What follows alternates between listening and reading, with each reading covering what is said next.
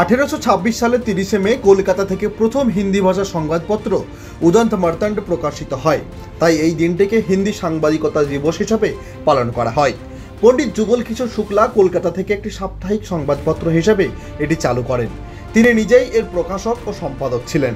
এই উদন্ত মার্তান্ড পত্রিকা প্রতি সপ্তাহের মঙ্গলবার পাঠকদের কাছে পৌঁছে যেত। এর প্রথম সংখ্যায় 500 কপি ছাপা হয়েছিল। সংবাদপত্রটি খারিবলি এবং ব্রজ উভয় ভাষার মিশ্রণ ব্যবহার করেছিল, যাকে সম্পাদক বলেছেন মধ্য ভারতীয় ভাষা। ইস্ট ইন্ডিয়া কোম্পানির অত্যাচার নীতির বিরুদ্ধে উদন্ত মার্তান্ড পত্রিকায় প্রবন্ধ প্রকাশিত হয়, যার কারণে এর প্রকাশনায় নানা ধরনের বাধা আসতে থাকে। হিন্দি ভাষায় হওয়ায় কলকাতায় এর পাঠকের সংখ্যা কম ছিল, তাই ডাকযোগে অন্য রাজ্যে পাঠাতে হতো। এই প্রক্রিয়াটি বেশ ব্যয়বহুল বলে প্রমাণিত হয়েছিল। এরপর যুগল কিশোর ব্রিটিশ সরকারকে ডাকের হারে কিছুটা ছাড় দেওয়ার অনুরোধ করলেও ব্রিটিশ সরকার তার জন্য প্রস্তুত ছিল না।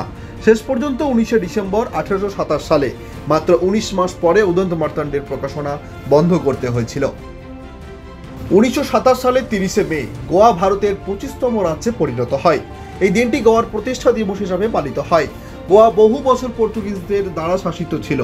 দীর্ঘ অপেক্ষার পর 1961 সালের 19শে ডিসেম্বর গোয়া পর্তুগিজ শাসন থেকে মুক্ত হয়।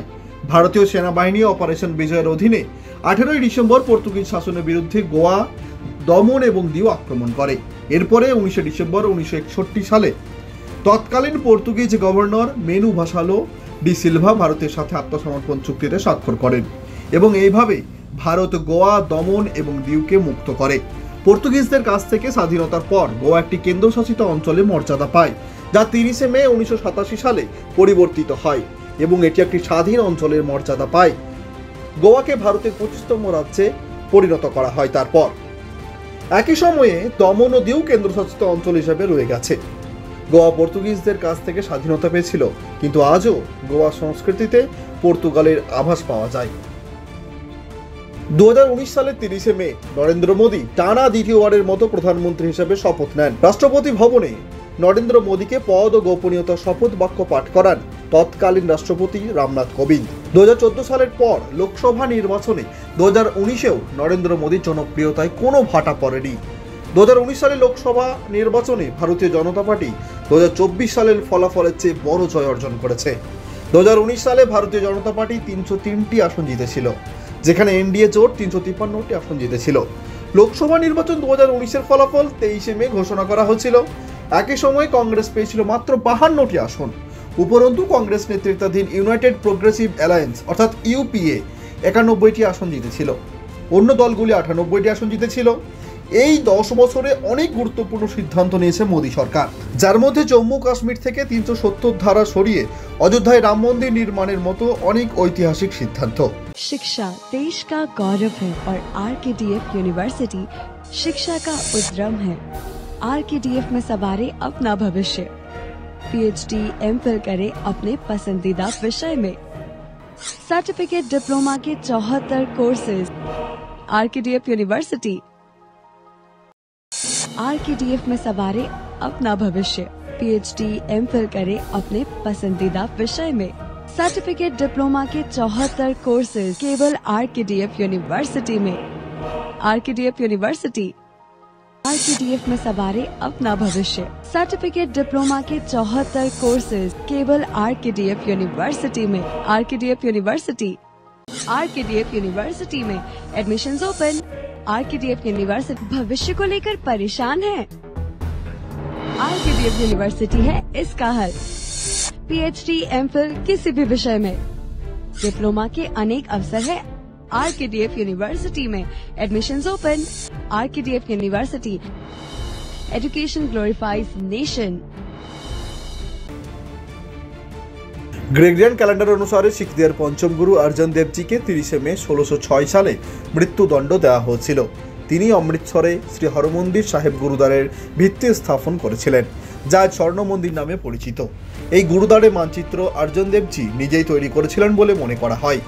অর্জুন দেবজির ধর্মের প্রতি নিবেদন, শুদ্ধ হৃদয় এবং কর্তব্যের প্রতি ভক্তি দেখে তাকে 1581 সালে পঞ্চম গুরু হিসাবে সিংহাসন দেওয়া হয়েছিল। পরে অর্জুন দেবজিকে মুঘল হানাদার জাহাঙ্গীরের অত্যাচারের সম্মুখীন হতে হয়। প্রকৃতপক্ষে 1605 সালে আকবরের মৃত্যুর পর খসরু মির্জা এবং জাহাঙ্গীরের মধ্যে উত্তরাধিকারের লড়াই শুরু হয়।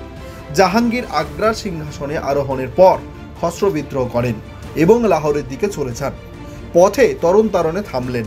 এখানে তিনি গুরু অর্জন দেবের সাথে দেখা করেন। আকবরের সাথে খসরো আগেই গুরু অর্জন দেবের সাথে দেখা করেছিলেন।